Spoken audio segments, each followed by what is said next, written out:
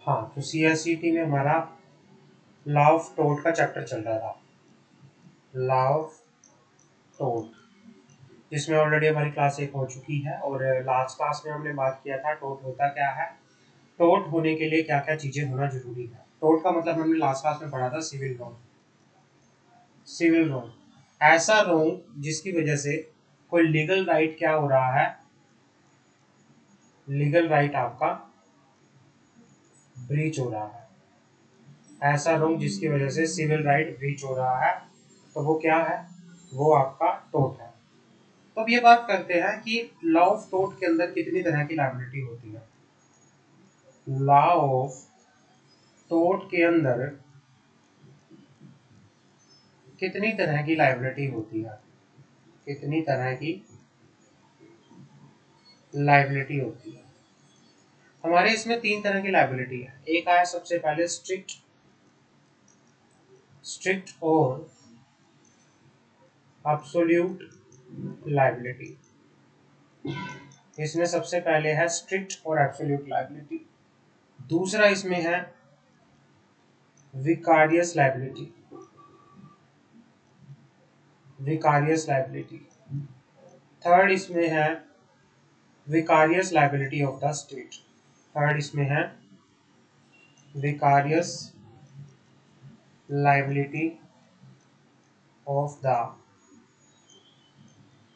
State. तीन तरह की लायबिलिटी है, absolute liability, vicarious liability, vicarious liability of the state. आगे बात करते हैं। तो सबसे पहले हमारे पास आता है स्ट्रिक्ट और एब्सोल्यूट लायबिलिटी। सबसे पहले हमारे पास आता है स्ट्रिक्ट और एब्सोल्यूट लायबिलिटी। स्ट्रिक्ट और एब्सोल्यूट लायबिलिटी। इस लायबिलिटी में क्या होता है, जैसे कि नाम से पता है स्ट्रिक्ट और एब्सोल्यूट, पूरी 100% की लायबिलिटी आपकी होगी। मान लो कि एक पर्सन की वजह से, इसका मतलब होता है अगर एक पर्सन की वजह से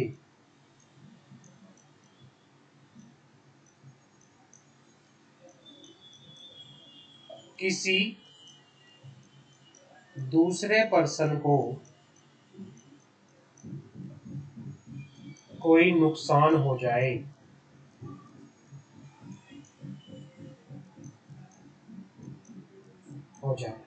चाहे पहले पर्सन का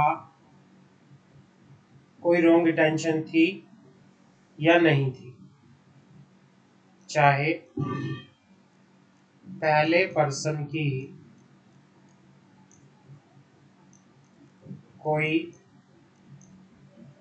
रॉन्ग इंटेंशन थी या नहीं थी, या उसकी नेग्लिजेंस थी या नहीं, या उसका फॉल्ट था या नहीं था, इससे कोई फर्क नहीं पड़ता, आप लायबल होके यहाँ पर चलोगे, आप लायबल होके यहाँ पर चलोगे।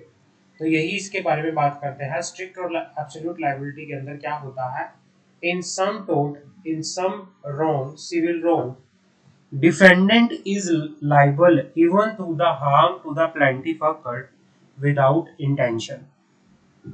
मतलब यहाँ पे कहना चाह रहा है डिफेंडेंट जो है वो लायबल होगा, लायबल होगा, डिफेंडेंट जो है वो लायबल होगा विदाउट इंटेंशन। अगर उसने कोई हार्म किया है प्लेंटिफ को, उसमें हार्म करने की उसकी कोई इंटेंशन नहीं थी, उसकी कोई नेग्लिजेंस नहीं थी और ना ही उसका कोई फॉल्ट था, बट उस फिर भी प्लेंटिफ वो होता है जो केस फाइल करता है, डिपेंडेंट वो होता है जिसके खिलाफ केस फाइल किया जाता है। तो ये चीजें होती हैं। इसमें 3 तरह की आपके कैटेगरी होती हैं कि आपकी अगर केस इन 3 कैटेगरी में है तो आपको क्या लगेगी, स्ट्रिक्ट और एब्सोल्यूट लायबिलिटी लगेगी।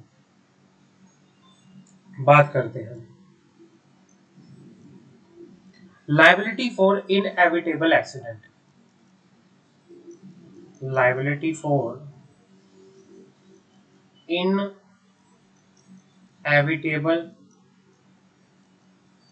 Accident, liability for inevitable accident. ये कहना चाह रहा है कि भाई such liability arise in case where damage is done by the escape of dangerous substance bought or kept by anyone upon this land। ये कहना चाह रहा है कि भाई ऐसी जो लाइबिलिटी है तब अराइज होती है in case where damage is done by the escape of dangerous substances bought or kept by anyone upon his land. Such cases are where a man is made by the law an insurer of other against the rest of his activity। कोई person क्या है, मान लो अपने किसी area में एक person ने क्या किया, कोई फैक्ट्री लगाई।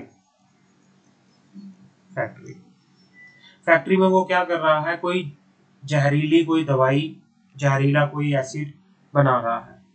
लेकिन उसने लोगों को ये कहा कि अगर मेरे यहाँ पे काम करने से, मेरे यहाँ पे चीजें जो हो रही है इससे किसी को नुकसान पहुंचा तो उसके लिए मैं जिम्मेवार होऊंगा। तो इस तरह की लायबिलिटी तब अराइज होती है कि जब आप कोई जहरीली चीज या फिर या तो परचेज करते हो या अपनी प्रॉपर्टी में आपने रख रखी है और लोगों को आप ये बताते हो कि अगर आपको कोई नुकसान हुआ तो मैं उसकी भरपाई करूंगा।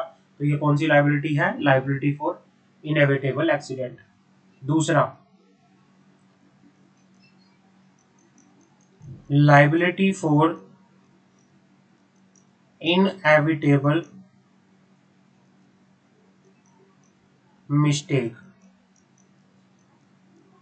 लायबिलिटी फॉर इनएविटेबल मिस्टेक, जहां पर एक पर्सन क्या करता है, जहां पर एक पर्सन किसी दूसरे पर्सन की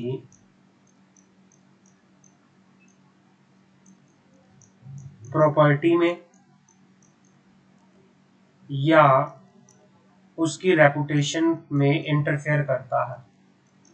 जब एक पर्सन किसी दूसरी प्रॉपर्टी को हार्म या उसकी रेपुटेशन को हार्म पहुंचाने की कोशिश करता है, इंटरफेयर करता है, तो यहां पर भी स्ट्रिक्ट और एब्सोल्यूट लायबिलिटी लगती है। तीसरी लायबिलिटी हमारे पास है विकारियस लायबिलिटी। तीसरी लायबिलिटी हमारे पास है vicarious liability for wrong committed by other। Responsibility in such case is imputed by the law on the ground of social policy or expediency। This can involve liability of master for the act of his servant। भाई ये कहना चाह रहा है कि ऐसी liability arise होती है, ऐसी लाइबिलिटी अराइज होती है, ऐसी लाइबिलिटी अराइज होती है जहां पर क्या है, जहां पर किसी दूसरे की वजह से, किसी दूसरे के काम की वजह से आप क्या होते हैं, लाइबल होते हैं। ऐसी लाइबिलिटी अराइज होती है जहां पर किसी दूसरे के काम के लिए आप क्या होते हैं, लाइबल होते हैं। किसी दूसरे के काम के लिए आप लाइबल होते हैं। जैसे नौकर के काम के लिए उसका मालिक क्या होता है, लाइबल होता है। क्लियर है? तो दिस इज कॉल्ड स्ट्रिक्ट और absolute liability. This is called strict और एब्सोल्यूट लायबिलिटी। नाउ आगे बढ़ते हैं। स्ट्रिक्ट और एब्सोल्यूट लायबिलिटी, आगे बढ़ते हैं। In the rule of Rylands versus flexure, अब एक रूल था यहाँ पे रेलैंड वर्सेस फ्लेक्चर का। A man act at his peril and is the insurer of the safety of neighbor against accidental harm। कि भाई एक आदमी जो था वो अपनी पैरिल का पर क्या कर रहा था, काम कर रहा था, और उसने क्या कहा था, उसने इंश्योर किया था अपने पड़ोसी को, अगर कोई हार्म होता है तो उसकी भरपाई मैं करूंगा। Such duty is absolute because it is independent of the negligence on the part of dependent or his servant. It was held in that case if person bring or accumulated on land anything which, if it should escape, may cause damage to the neighbor, he does so at his own peril. If it does not escape and cause damage, he is responsible, however careful he may have been and whatever precautions he may have taken to prevent damage. इसमें कहना चाह रहा है कि अगर मान लो आप अपने पड़ो आप क्या करते हो, कोई काम करना शुरू करते हो, आप ये भी ध्यान रखते हैं कि मेरे काम की वजह से मेरे पड़ोसियों को कोई किसी तरह का नुकसान ना हो। आपने कोई काम शुरू किया लेकिन आपके किसी काम की वजह से आपके पड़ोसी को कोई नुकसान हो गया, उसकी भरपाई कौन करेगा? आप करोगे। आप करोगे, उसकी भरपाई कौन करेगा? आप करोगे। यहाँ पर एक एब्सोल्यूट लायबिलिटी है, एक स्ट्रिक्ट लायबिलिटी आगे यहाँ पर चलती है। क्लियर है? तो यहाँ तक आपका है, ये आपका इंपॉर्टेंट है, इसको काट दो। अब आता है exception to the rule of strict liability. अब क्या आता है? Exception to the rule of exception to the rule of strict liability. Exception to the rule of strict liability. अब एक्सेप्शन क्या होती है भाई? पहली एक्सेप्शन है damage due to natural use of land. पहली exception, damage due to natural use of land. Natural use of land भाई, कोई फ्लड आ गया है ना, कोई फ्लड आ गया या कुछ हो गया, नेचुरल यूज कि भाई कई बार क्या होता है कि नेचुरल यूज ऑफ लैंड की वजह से कोई नुकसान हो रहा है। आप माइंस में काम करते हो, है ना, माइंस में काम करते हो, माइंस में काम करने की वजह से कोई वो हो गया, हार्म हो गया। In Rylands versus Fletcher, water collected in the reservoir reverser in such large quantity was held to be non-natural use of land. Keeping water for ordinary domestic purposes is natural use.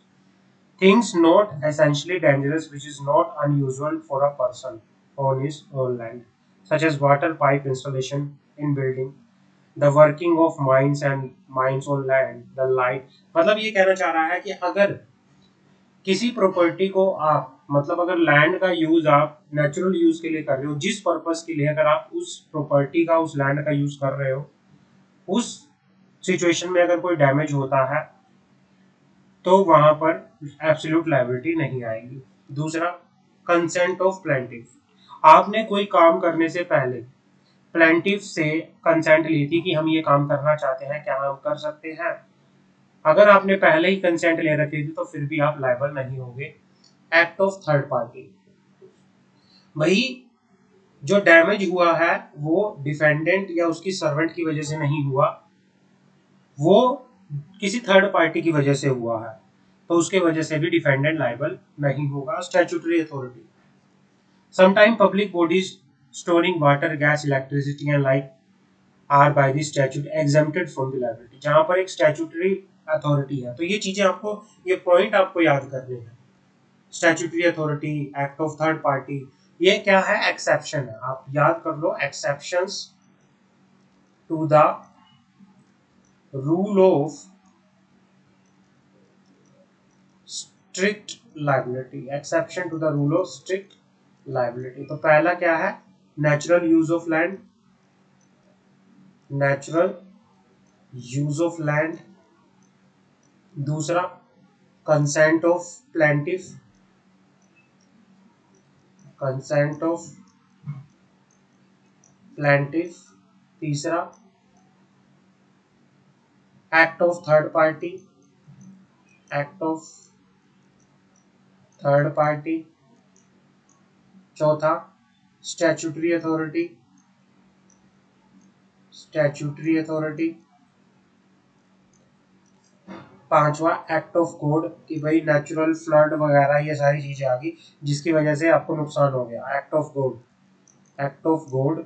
और last escape due to the plaintiff is on default, अगर जहां पर plaintiff का खुद default हो, escape due to plaintiff is on record. तो अगर ये चीजें होती हैं जहां पर नेचुरल यूज ऑफ लैंड कर रहे हो, कंसेंट ऑफ प्लेंटिफ ले रहे हो, एक्ट ऑफ थर्ड पार्टी की वजह से, स्टैट्यूटरी अथॉरिटी की वजह से, एक्ट ऑफ गॉड की वजह से, अगर प्लेंटिफ की जिसको नुकसान हुआ है अपनी गलती की वजह से हुआ है, तो वहां पर जो ये रूल ऑफ स्ट्रिक्ट लायबिलिटी है वो अराइज नहीं होता। क्लियर है? अब बात करते हैं applicability of the rule of Rayland versus Fletcher in case of enterprise engaged in the hazard or inherently dangerous activity. Supreme Court has discussed the applicability of Rayland versus Fletcher in case of MC Mehta versus Union of India. While determining the principle on which the liability of an enterprise engaged in hazard or inherently dangerous industry depend upon if an accident occurred in such industry. We have to evolve new principles and lay down new norms which would adequately deal with the new problems which arise in a highly industrialized economy. We cannot allow our judicial thinking to be considered by reference to the law as it prevailed in England or for matter of that if any other foreign country. On the question of nature of liability for the hazard enterprise, the court, while nothing that the above rule has developed in England, recognize certain limitation and responsibility recording it is final view as follows. We are of the view that enterprise which are engaged in the hazardous and inherently a dangerous activity which pose a potential threat to the health and safety of the person working in the factory and residing in the surrounding area own an absolute and non-delegible duty on the community to ensure that no harm result to anyone on the account of hazard and inherently dangerous nature of activity which it's been undertaking. The enterprise must be held to be an obligation to provide that hazard or inheritably dangerous activity in the engage must be conducted with a high standard of safety, and if harm result on account of such activity, the enterprise must be absolute liable to the compensate for such harm. ये कहना चाह रहा है कि भाई कोई भी ऐसी एंटरप्राइज है, कोई फैक्ट्री है जो किसी ज्यादा ही खतरनाक एरिया में काम करती है, कोई खतरनाक काम करती है जो लोगों की हेल्थ सेफ्टी के लिए खतरनाक है, उस सिचुएशन में वो फैक्ट्री जो है, वो इंडस्ट्री जो है, लोगों को विश्वास दिला के चलेगी, ये उसकी रिस्पॉन्सिबिलिटी है कि भाई आपकी जो हेल्थ की, आपकी सेफ्टी की जिम्मेवारी हमारी है। वहां पर पूरी सेफ्टी ली जाएगी। अगर एंटरप्राइज ने सेफ्टी नहीं ली तो वहां पे क्या होगा, उनकी एब्सोल्यूट लायबिलिटी होगी। वहां पर उनकी क्या होगी, एब्सोल्यूट लायबिलिटी होगी। पर चलिए आगे बात करते हैं। आगे हमारे पास आता है विकारस लायबिलिटी। अच्छा, विकारस लायबिलिटी कितनी तरह की होती है? विकारस लायबिलिटी नॉर्मली क्या होता है, जैसे जहां पर विकारस लायबिलिटी का मतलब होता है, अब कैसे होती है विकारस, दूसरे के काम के लिए आप लायबल होंगे, employer and employee,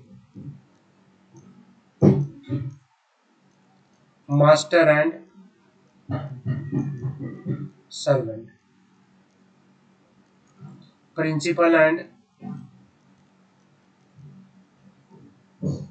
agent, partner, intercept. अगर जो ये इनके बीच में जो रिलेशन होता है, इनके बीच में जो लायबिलिटी होती है, जो इनकी होता है, इनकी एक विकारस लायबिलिटी होती है।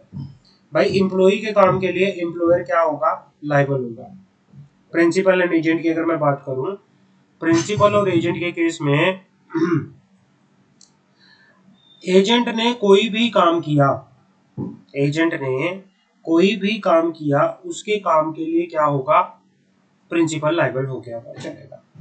उसके काम के लिए क्या होगा, प्रिंसिपल लायबल हो गया पर चलेगा, क्योंकि उसकी वजह से अगर एजेंट कोई भी फ्रॉड करता है, एजेंट कुछ भी करता है, उसके काम के लिए प्रिंसिपल लायबल हो गया, पर चलेगा। मास्टर एंड सर्वेंट, भाई मास्टर एंड सर्वेंट के केस में क्या होता है, master is liable for the टोट committed by the servant while acting in the course of employment, the servant of the course is also liable their liability as a joint and several. In such cases, liability of person is independent of his own willful intention or negligence. Liability is joint as well as several. और जो ये विकारस liability होती है ये दो तरह से होती है, जैसे नौकर के काम के लिए, नौकर के काम के लिए उसका जो मालिक है वो लाइबल होगा। इंडिपेंडेंट कॉन्ट्रैक्टर है कोई, इंडिपेंडेंट कॉन्ट्रैक्टर जो है वो इंडिपेंडेंटली काम करता है, उनके बीच में किसी तरह की कोई वो नहीं है। एक एम्प्लॉयर और इंडिपेंडेंट कॉन्ट्रैक्टर किसी भी तरह से एक दूसरे के बिहाफ पे काम नहीं करते। तो इस तरह से भाई इंडिपेंडेंट जो है, it is for remember that employer is vicarious liability for टोट for his servant and not for his contractor. जो एम्प्लॉयर की विकारस लायबिलिटी होती है वो अपने एम्प्लॉय के लिए होती है, वो किसके लिए होती है, एम्प्लॉय के लिए होती है, कॉन्ट्रैक्टर के लिए नहीं होती। एम्प्लॉय के लिए होती है, कॉन्ट्रैक्टर के लिए नहीं होती। तो यहाँ पर कुछ वो होते हैं, ये आप काट दो या कुछ नहीं है, ठीक है ना। कल की क्लास में हम ये पूरा चैप्टर खत्म कर देंगे, अभी के लिए इसमें इतना ही है। ये कुछ नहीं है, ये कर पढ़ लो, ये है, बाकी हम लास्ट क्लास में इसको पढ़ लेंगे। इसमें बाकी कुछ नहीं है इतना खास, कल की क्लास में इसको हम फिनिश कर लेंगे, कल की क्लास में इस चैप्टर को फिनिश कर देंगे, ठीक है। Okay, thank you so much.